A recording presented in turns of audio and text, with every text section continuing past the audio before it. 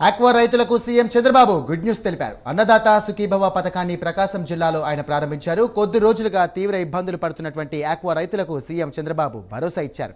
Aqua రైతులను ₹50 విద్యుత్ ఇస్తామని హామీ ఇచ్చారు. అమెరికా టారిఫ్లు పెంచడంతో ఆక్వాకు ఇబ్బంది ఉంటుందని అన్నారు. దీనిపై ఆక్వా రైతులతో చర్చించి సమస్య పరిష్కార దిశగా ప్రయత్నం చేస్తారని ఆయన భరోసా కల్పించారు. రేపో ఎల్లుండో కార్యాచరణను రెడీ చేస్తామని చంద్రబాబు పేర్కొన్నారు.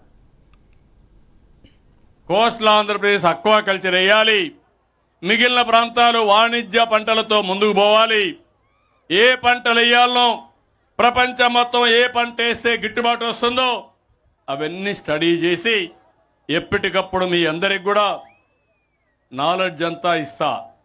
ఇంకో పక్క గుర్తుపెట్టుకోండి, నేను ఆ విషయాల్లో కూడా ఈరోజు మీరు చూస్తే ఇది కాకుండా ఒకటి రెండు విషయాలు చెప్పినాక ఆ విషయం కూడా మీకు చెప్తాను.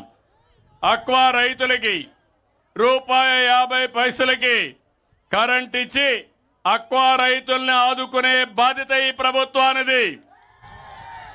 నిన్న అమెరికా టారిఫ్ పెంచారు, అక్వా రైతుల మీద కొంత భారం ఉంటుంది. రేపో ఎల్లుండో పిలుస్తున్నా, మాట్లాడి ఏ విధంగా చేయాలో కార్యాచరణ ప్రణాళిక తయారు చేసుకుంటాం.